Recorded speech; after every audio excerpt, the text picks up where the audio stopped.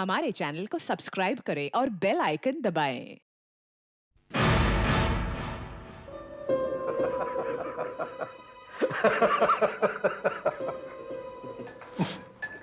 आशा, बाकी तुम्हारा फ्लैट बहुत अच्छा है, लेकिन तुम यहाँ अकेली रहोगी?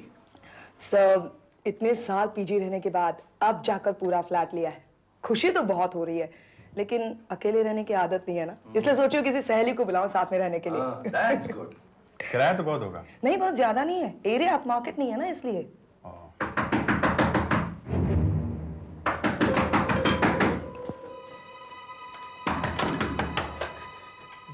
नमस्ते मैडम जी, मैंने सुना है यहाँ कोई सीआईडी ऑफिसर रहने के लिए आई है। जी हाँ। जी, मैं आपके नीचे कमरे में रहता हूँ। मेरा नाम कुमार है। मैं बहुत विस्मित हूँ मैडम, प्लीज मेरी मदद कीजिए प्लीज। हम सब सीआईडी ऑफिसर्स हैं, बोलिए क्या बात है? जी, मेरा बेटा पता नहीं कहाँ चला गया है। वो मालूम नहीं वो जिंदा भी है और मर गया। ये क्या कह रहे हैं आप? हा? मर गया से क्या मतलब है आपका? मेरे बेटे ने इंजीनियरिंग का एग्जाम दिया था सर। वो बहुत ही ब्रिलियंट स्टूडेंट है सर। 12वीं कक्षा में उसके 88% मार्क्स आए थे और आज उसका इंजीनियरिंग का रिजल्ट आया है। आप ही के पास आ रहा था कुमार साहब मैं। मुझे पता है आपको भैया के रिजल्ट का कितना इंतजार है। लाओ, शुक्रिया। वो 173208 यही नंबर था ना बेटे तुम्हारा? जी हाँ, ये देखो 173208 16918 168 171, ये यहाँ 171 171130 171123। हाँ, इसके बाद तो 184 हो गया शुरू, 184453। हाँ, तुम्हारा नंबर तो यहाँ है ही नहीं। तुम्हें अपना नंबर अच्छी तरह याद है ना? देखो। हाँ, 173208 ही तो है। अरे लेकिन यहाँ तो 171123 के बाद 184453 है। तुम्हारा नंबर तो है ही नहीं, इसका क्या मतलब हुआ? इसका मतलब मैं फेल हो गया। मैं एंट्रेंस एग्जाम में फेल हो गया बाबा। मैं फेल हो गया मैं।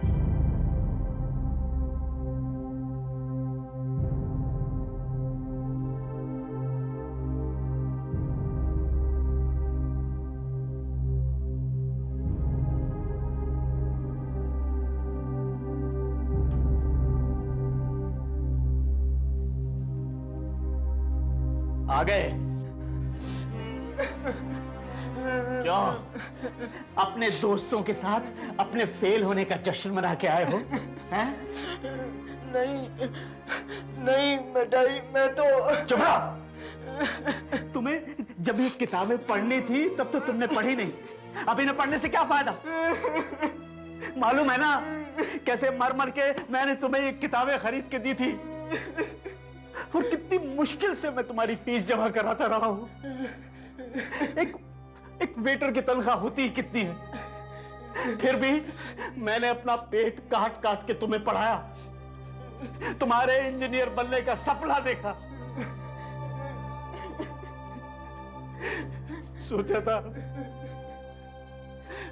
तुम इंजीनियर बन जाओगे तो हमारे सारे संकट, सारे कष्ट दूर हो जाएंगे, लेकिन तुमने मेरे सारे सपनों पर पानी फेर दिया विवेक। बाबा, मुझे माफ कर दीजिए। अब बहुत देर हो चुकी है बेटे,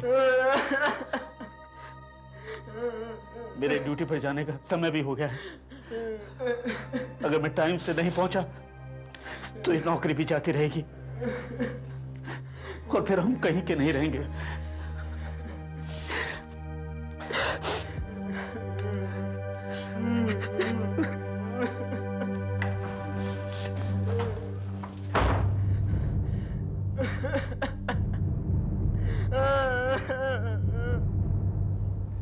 तुम्हें विवेक पर इतना नाराज नहीं होना चाहिए था। तुमने बहुत गलत किया है कुमार। ए वेटर, यस, 2 और बियर लाना। अभी लाए साहब। देखो थोड़ा जल्दी करो। Yes sir. तुम्हारा बच्चा पढ़ने में तो तेज था। अगर वो तेज था तो फेल कैसे हो गया प्रकाश? हो जाता है कभी कभी। तुम क्या समझते हो कि विवेक जानबूझकर फेल हो गया है, या उसने ठीक से पढ़ाई नहीं की है? क्या उसे पता नहीं था कि तुम कितनी मुसीबत से उसकी पढ़ाई का खर्च पूरा करते हो? वो खुद भी तो ट्यूशन लिया करता था। ये क्या मुसीबत है बेटा? बियर लाने को बोला ना, तो ले क्या? एक मिनट साहब, अभी लेकर आया। ये शुक्र करो कि तुम्हारा बेटा ऐसा नहीं है, शराब पीकर बाप के पैसे लुटा रहे हैं। तुमने विवेक को डांटकर बहुत गलत किया है कुमार, बहुत गलत। जब तुम्हें उसके फेल हो जाने पर इतना बुरा लग रहा है तो सोचो उसे कितना बुरा लग रहा होगा। मुझे विवेक पर इतना गुस्सा नहीं करना चाहिए था। बहुत गलती की मैंने। मुझे विवेक को प्यार से समझाना चाहिए था। बेचारा इस वक्त घर पर अकेला बैठा होगा। इस वक्त मुझे उसके पास होना चाहिए। हाँ, मैं अभी छुट्टी लेकर के जाता हूँ, उसे प्यार से समझाता हूँ। विवेक, कहाँ हो तुम? मुझे माफ कर देना बेटा, मैं खामखा तुम पर गुस्सा हुआ। विवेक, विवेक, कहाँ हो तुम? विवेक,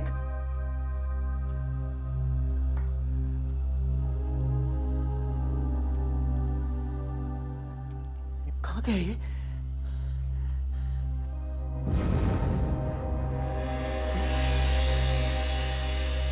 ये खत? आदरणीय बाबा, मुझे माफ कर दीजिएगा। मैं जानता हूं मैंने आपको बहुत दुख पहुंचाया है। मैं आप पर और बोझ नहीं बनना चाहता, इसलिए मैं जा रहा हूं हमेशा के लिए।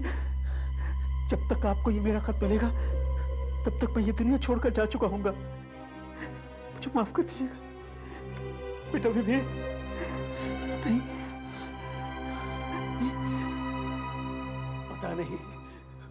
पता नहीं वो कहां चला गया होगा। मालूम नहीं वो जिंदा भी है या नहीं। प्लीज प्लीज मेरी मदद कीजिए, मैं आप लोगों के हाथ जोड़ता हूं, प्लीज। आपने आखिरी बार अपने बेटे को कब देखा था? जी 7:30 बजे, जब मैं ड्यूटी पर जाने के लिए निकला था तब मैंने उसे देखा था। और आप वापस कब लौटे? जी 10:30 बजे। 10:30 बजे? तो फिर 7:30 और 10:30 बजे के बीच उसने ये नोट लिखा होगा और फिर वो घर से बाहर निकल गया होगा। आपने उसके दोस्तों को कांटेक्ट करने की कोशिश की? हो सकता है वो किसी को मिलने गया हो। जी जैसे ही मैंने ये खत पढ़ा मैं तो पागल हो गया। फिर मुझे याद आया कि मुझे किसी ने बताया था कि यहाँ एक सीआईडी ऑफिसर ने फ्लैट लिया है। फिर मैं आपके पास चला आया। प्लीज मेरे बच्चे को बचा लीजिए, प्लीज सर। वो कहीं कुछ कर ना बैठे सर। चलो, मैं तुम्हारा कमरा देखना चाहता हूँ, शायद कुछ सुराग मिल जाए। आइए सर।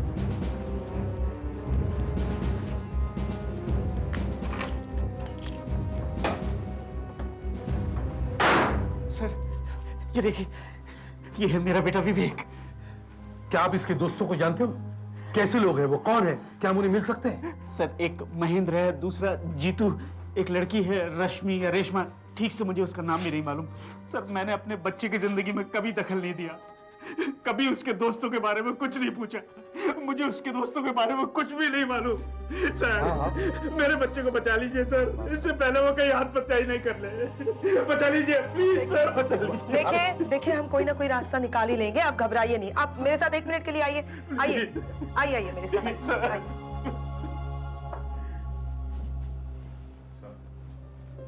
क्या आपको लगता है ये लड़का आत्महत्या कर लेगा? हाँ, लगता है। वाकई? मगर क्यों? अभिजीत, इस शहर में जीना बहुत मुश्किल है, मगर मरना बहुत आसान है, बहुत आसान है। कभी कभी सोचता हूं क्या हो गया है समाज को कि बेचारे बच्चे आत्महत्या करने पर मजबूर हो रहे हैं। हाँ सर, दिन पर दिन आत्महत्या करने वाले बच्चों की संख्या बढ़ती जा रही है। हाँ, लेकिन हम इस लड़के को मरने वालों की लिस्ट में आने नहीं देंगे। We have to save his life. Do you understand that? जाओ देखो, कहीं भी डायरी वगैरह मिलती है, देखो, जल्दी देखो। सर यहाँ टेलीफोन की डायरी कहीं नहीं दिख रही।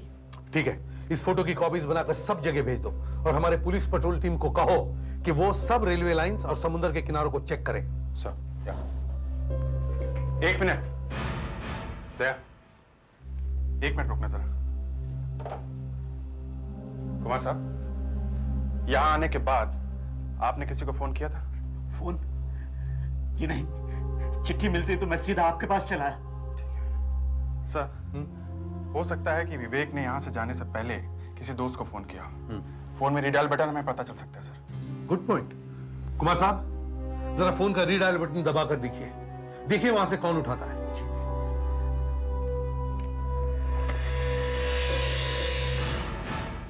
हेलो जी, मैं विवेक का फादर बोल रहा हूं। जी आप कौन? एक सेकेंड, रश्मि की मदर। हेलो, नमस्ते, मैं एसीपी प्रद्युमन बोल रहा हूँ, सीआईडी से। देखिए, मुझे कुमार साहब के बेटे विवेक के बारे में कुछ पूछना है। क्या रश्मि घर पर है? जरा बुलाइए उसे प्लीज। एक मैं बुलाती हूँ मैं। रश्मि, बेटा इधर आना। जी मम्मी। सीआईडी वालों का फोन है। सीआईडी वालों का? तुम्हारा दोस्त है ना विवेक, उसके बारे में पूछ रहे हैं। उसके घर से ही बोल रहे हैं, कुछ गड़बड़ है। विवेक के बारे। हेलो, जी हाँ, मैं रश्मि बोल रही हूँ। हाँ रश्मि, देखो एक बात बताओ, क्या विवेक ने आज शाम को आपसे फोन पर बात की थी? जी हाँ, उसके बाद वो हमारे घर भी आया था। आया भी था? हाँ। कितने बजे? यही कोई 1-1.5 घंटे पहले। 1-1.5 घंटे पहले? और अब बज रहे 11:15। इसका मतलब है वो वहां 10 बजे के आसपास आया होगा। जी हाँ, मगर ये सब आप किस लिए पूछ रहे हैं? देखो बेटा, पूरी बात बताने के लिए मेरे पास समय नहीं है। बस सिर्फ ये बताओ कि क्या उसने आपको बताया था कि वो कहाँ जा रहा है और उसका मूड कैसा था? मूड? जी हाँ, वो बहुत परेशान सा लग रहा था और गुमसुम भी था। मगर ये सब आप क्यों पूछ रहे हैं? प्लीज आप बताइए ना।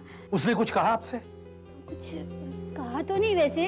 अच्छा खैर, आप अपना एड्रेस दीजिए, हमारे ऑफिसर्स वहां पर आएंगे आपके घर पर। जी देखिए, मैं विवेक के घर के पास ही रहती हूँ।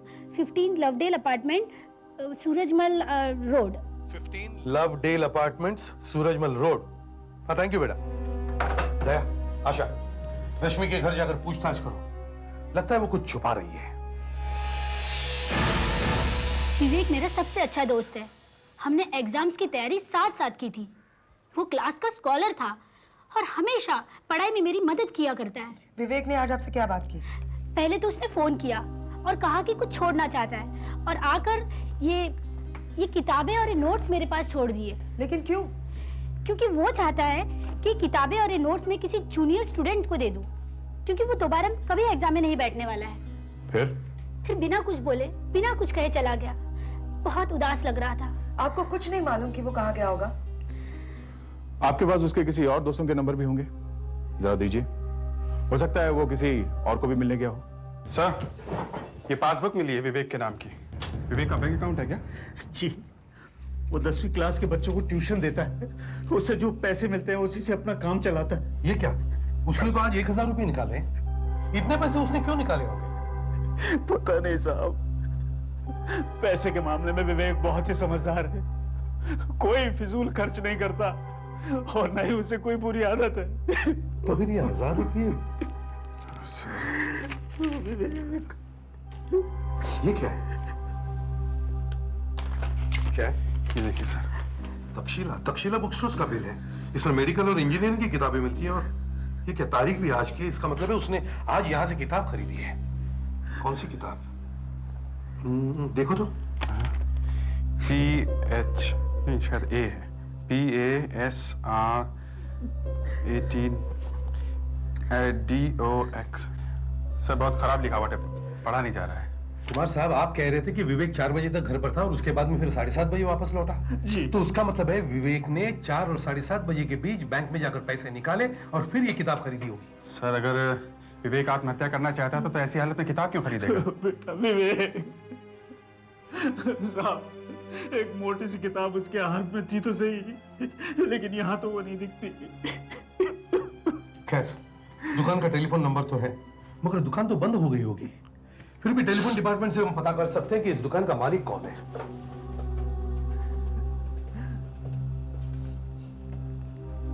हाँ गावड़े साहब, मैं एसीपी प्रद्युमन बोल रहा हूँ, थोड़ी सी मदद चाहिए। देखिए, पार्ला में एक बुक स्टोर्स है, तक्षशिला बुक स्टोर्स। उसका टेलीफोन नंबर है 901145। क्या आप बता सकते हैं कि यह टेलीफोन नंबर किस नाम पर रजिस्टर्ड है? हाँ, मैं होल्ड करता हूं। हाँ, सूरज दर्शन। अच्छा, इन मिस्टर सूरज दर्शन का घर का नंबर मिल सकता है? हाँ हाँ, 9022354। Okay, thank you very much, thank you. 902 2354। 2354। इससे पहले कि मेरा बेटा कुछ कर बैठे, उसे ढूंढ निकालिए प्लीज। हाँ मिस्टर सूरज दर्शन, देखिए मैं एसीपी प्रद्युमन बोल रहा हूँ, सीआईडी। काफी देर हो गई सर, अभी तक धवन आया नहीं। सर मैंने विवेक के सभी दोस्तों को फोन किया, मगर आज विवेक किसी को भी नहीं मिला और ना ही उसने किसी को फोन किया। मिस्टर धवन, सर देरी से आने के लिए माफी चाहता हूँ। आखिर बात क्या है? धवन साहब, फोन पर तो मैं कुछ ठीक से समझ ही नहीं पाया। आज आपकी दुकान से एक लड़का एक किताब खरीद कर लेकर गया। ये रही उसकी रसीद। क्या आप बता सकते हैं कौन सी किताब थी? और ये, क्योंकि ये PASR हमारे कुछ समझ में नहीं आ रहा है। ये सर वॉल्यूम 18 है। ये सूरज प्रकाशन की वॉल्यूम 18 है। अच्छा, ये मेडिकल की बुक है। मेडिकल? ये 18 क्या है? और ये लॉक स्टॉक्स, इसका क्या मतलब है?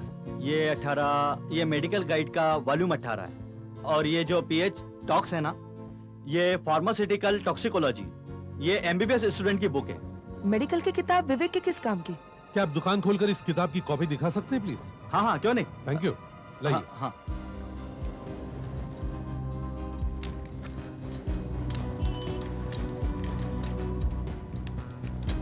जरा जल्दी कीजिए, हमारे पास वक्त बहुत कम है। जी। जरा हेल्प करिए।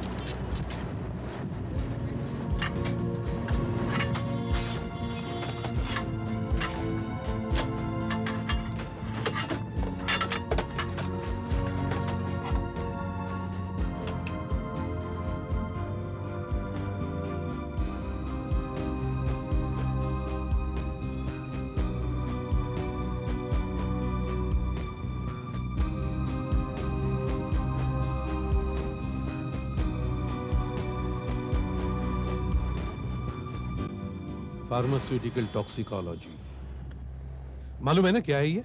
यस सर, जहरीली दवाइयों के बारे में। इस किताब में उन दवाइयों के बारे में लिखा है जिनका ओवरडोज लेने से मौत भी हो सकती है और जिनका इस्तेमाल बहुत सोच समझकर करना चाहिए। तो सर इसीलिए विवेक ने एक किताब खरीदी। क्योंकि वो आत्महत्या करने के लिए जहर लेने वाला था। वो लड़का कितने बजे यहाँ आया था? सर जरा बिल दे सकता हूँ? Bill number 702।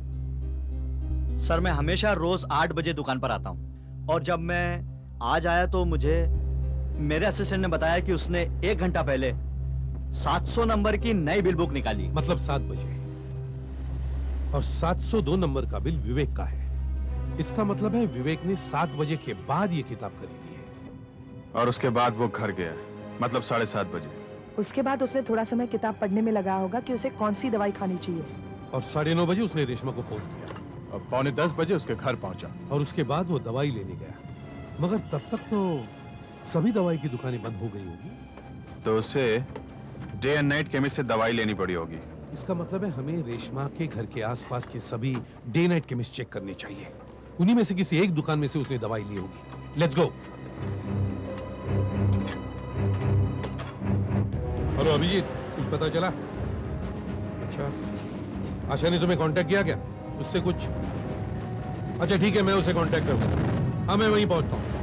Okay.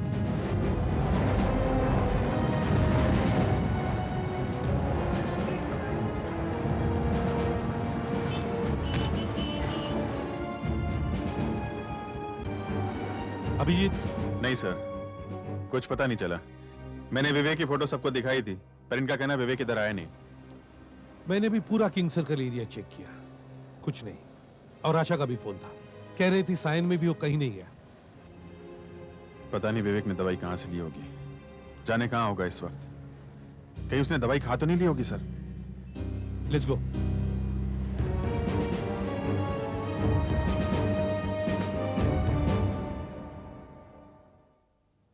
CID sub inspector दया। सीआईडी? एक बात बताइए, आपने इस लड़के को देखा है? हो सकता है ये यहाँ आज दवाई लेने आया हो। हाँ, ये तो वही लड़का है जो कुछ देर पहले यहाँ आया था। हाँ साहब आया था और हमसे दवाई भी लेके गया। आया था? हाँ। आखिर उसने दवाई खरीदी ली। मुझे एसीपी साहब को बताना चाहिए। हेलो, हाँ दया बोलो। क्या उसने गोलियां खरीद ली? कितने देर पहले? अच्छा, किधर है वो दुकान? अच्छा ठीक है, तुम वहीं पर रुको, हम अभी वहां पहुंच रहे हैं।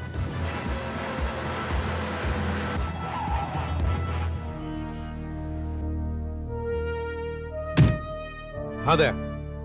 सर विवेक यहाँ आया था 1 घंटे पहले। फोटो को ठीक से देखा? यही लड़का है वो? हाँ साहब, अच्छी तरह याद है। वो यहाँ आया था और नींद की दवाई मांग रहा था।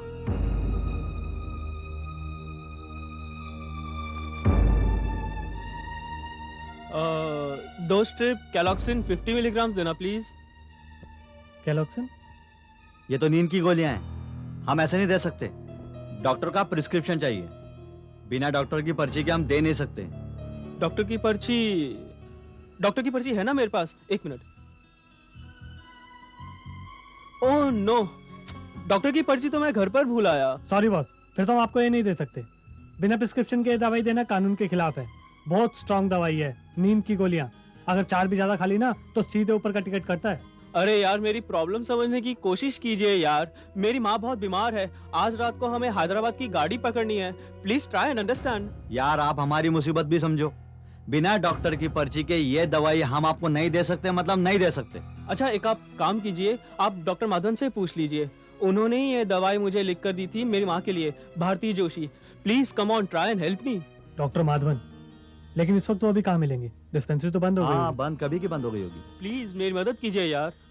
अच्छा, 1 मिनट। क्या बोलता है वीरू? दे दे। हाँ यार, लगता है प्रॉब्लम लगता है कुछ इसका। हाँ यार। और फिर डॉक्टर माधवन का ही तो पेशेंट है। हाँ ठीक है, दे देते हैं। हाँ दे दे। बड़ा स्मार्ट लड़का है वो। उसने पासी के डॉक्टर का नाम नोट कर लिया और इनसे दवाई ले ली।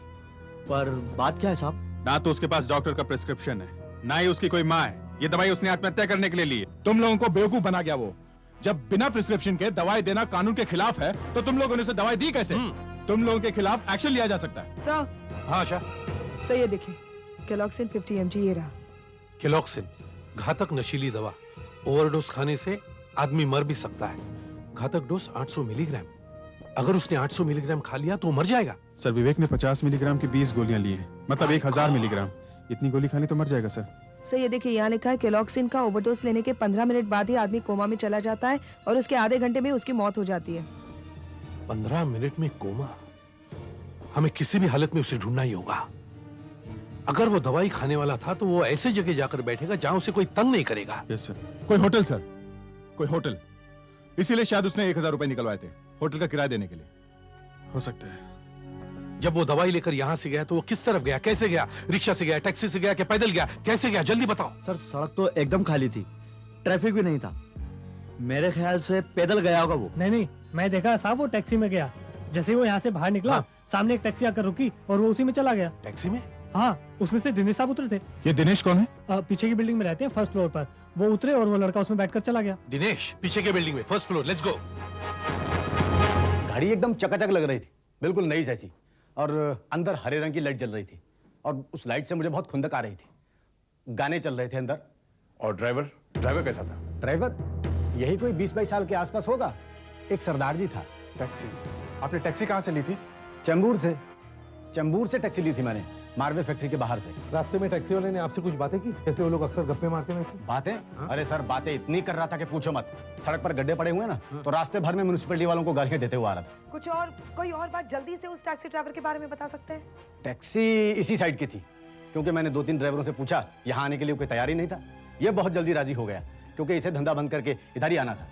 टैक्सी ड्राइवर एक सरदार जी, 20-22 साल के आसपास। टैक्सी नहीं सी, उसके अंदर हरी लाइट जल रही थी और टैक्सी इसी एरिया की, मतलब मिलनी चाहिए। सर स्टेशन के पास टैक्सी स्टैंड है, हमें वहां से पता चल जाएगा। Let's go. Thank you very much. अरे ऐसी क्या आग लग गई यार?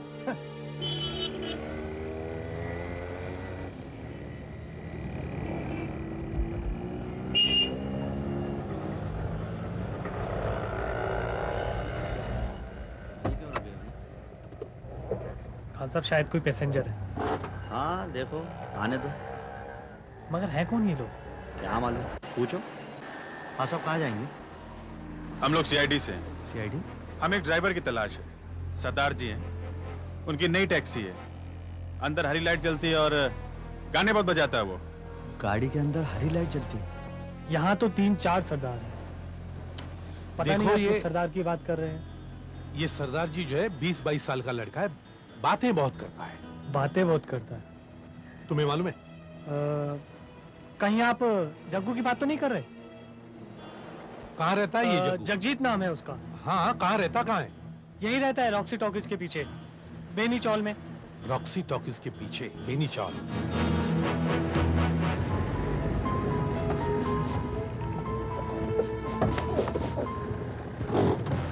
हाँ।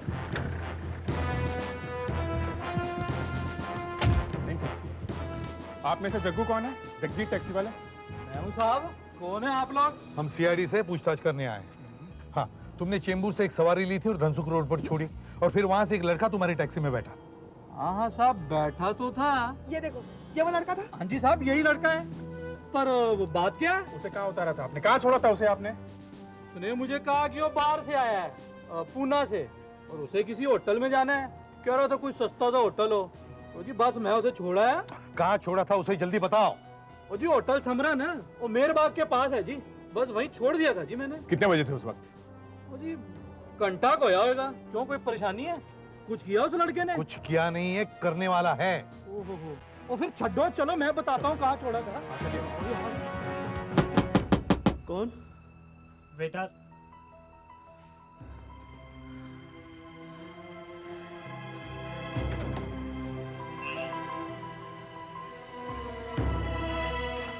आपने पानी मंगाया था साहब? Thank you. आप जाइए प्लीज, मुझे डिस्टर्ब मत करना। प्लीज जाइए।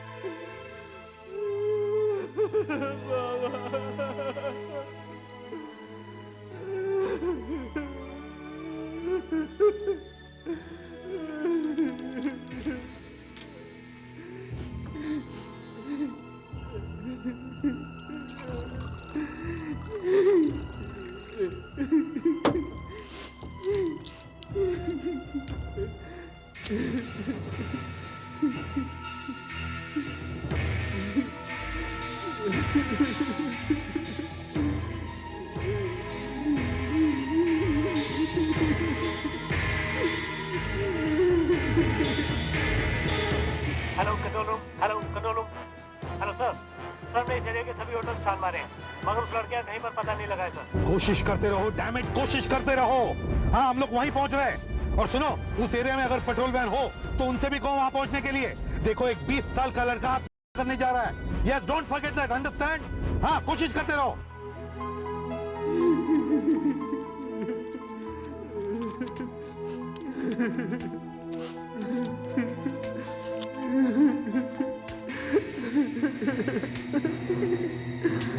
दया, जल्दी चलो। सरदार जी, और कितनी दूर है ये होटल? इसी रोड पे सर, इसी रोड पे है, बस आगे ही है।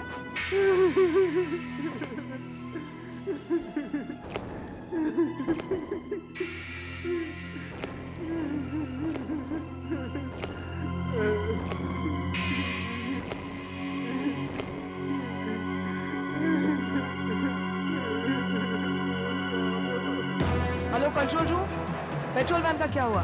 कांटेक्ट हुआ? Yes sir. Sir, patrol van से कांटेक्ट हो चुका है, वो कुछ ही देर में आपके पास पहुंचती ही होगी। ओवर। एम्बुलेंस का इंतजाम हुआ? Over. Yes sir. Sir, ambulance भी यहाँ से निकल गई है। ओवर।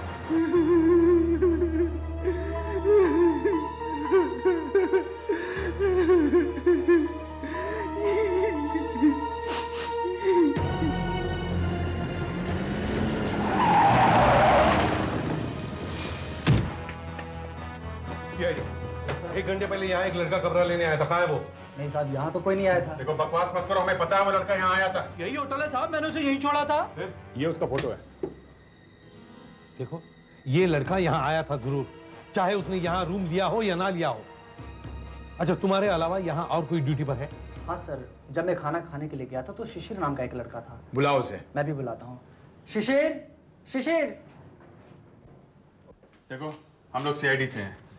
इस फोटो को ध्यान से देखो। ये लड़का यहाँ आया था? जी सर, आया था। कह रहा था कि पूना से आया हूँ, एक कमरा चाहिए। सामान नहीं था सर उसके पास।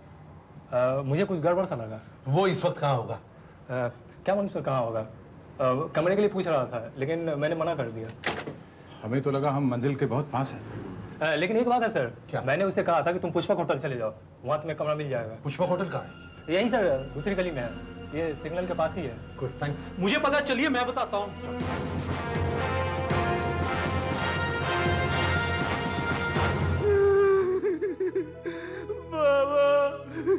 बाबा मुझे माफ कर दो बाबा, प्लीज बाबा, मुझे माफ कर दो।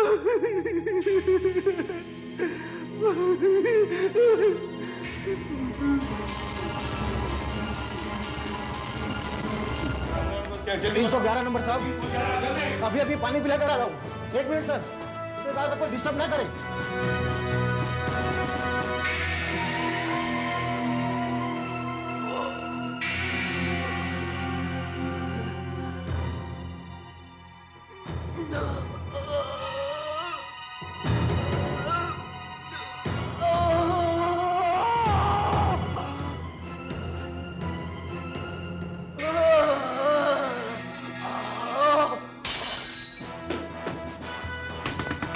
विवेक, विवेक, विवेक!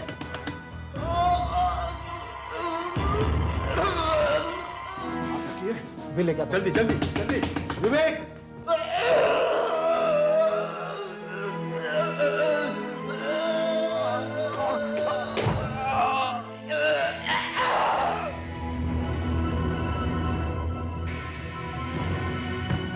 छोड़ो।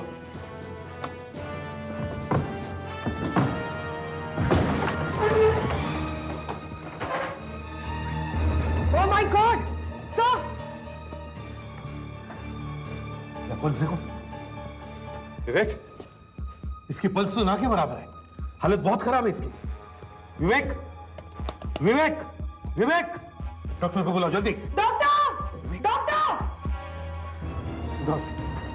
इसको बिस्तर पे लेटा देते हैं, आराम से। डॉक्टर साहब प्लीज।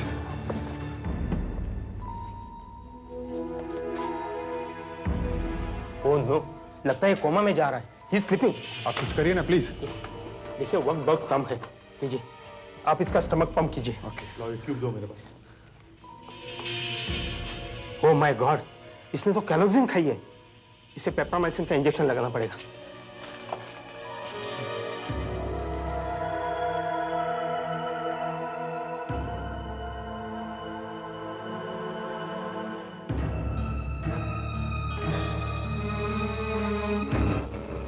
जरा उसका हाथ पकड़ो, वेन ढूंढनी है।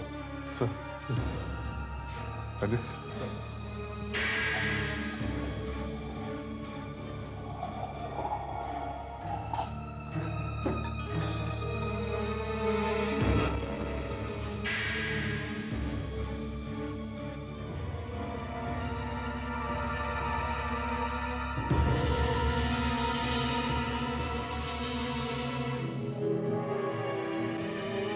विवेक, विवेक, विवेक! इसकी तबीयत तो और भी बिगड़ती जा रही है। अभी भी वक्त है। विवेक, विवेक, विवेक, विवेक, देखिए इसे सोने नहीं देना। विवेक, विवेक, विवेक, विवेक, विवेक, विवेक, विवेक! इसने आंखें खोल दी है। जल्दी से इस हॉस्पिटल ले चलो, क्विक! विवेक, बेटे विवेक, विवेक, बेटे विवेक, विवेक। कुमार साहब, आपका बेटा बच गया है। उसे होश आ गया। आइए। विवेक, अब इसकी तबीयत कैसी है? अब ये खतरे से बाहर है। बेटा विवेक, भगवान का लाख लाख शुक्र है बेटे कि तुम बच गए। मुझे माफ कर दो बेटा, मुझे माफ कर दो। बाबा, बाबा, बाबा, मैंने 20 गोलियां खाई थी, फिर मैं जिंदा कैसे हूँ? हमने तुम्हें बचा लिया बेटे। विवेक, हमने सुना था तुम एक समझदार लड़के हो, फिर ये क्या किया तुमने? हाँ? मैं फेल हो गया था सर, फिर जीने से क्या फायदा? 1 साल बचाने के लिए तुमने अपनी सारी जिंदगी दांव पर लगा दी, मगर ये नहीं सोचा कि तुम्हारे बाद तुम्हारे बाबा का क्या हाल होगा। अरे पास फिर तो सारी जिंदगी चलता रहता है। अभी से ये हाल है तो आगे चलकर क्या होगा? हैं? मजबूत बनो, थोड़ा लड़ना सीखो। देखो विवेक, परीक्षा में फेल होना कोई बुरी बात नहीं है। बुरी बात यह है कि तुमने अपनी जान लेने की कोशिश की, और ये सिर्फ कायर लोग करते हैं। कुमार साहब, सिर्फ आपका बेटा फेल नहीं हुआ है, बल्कि आप भी फेल हुए हैं। आपने इसे मजबूर किया ये सब करने के लिए।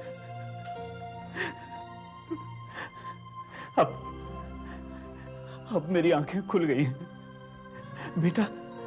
बाबा, बाबा, बेटा, अब भी कुछ नहीं बिगड़ा है।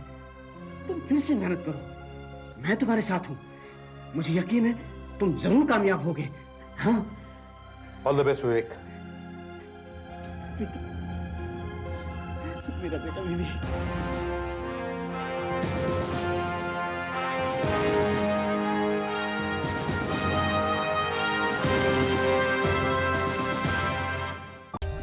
For more updates, subscribe to our channel, click the show links and enjoy watching the videos.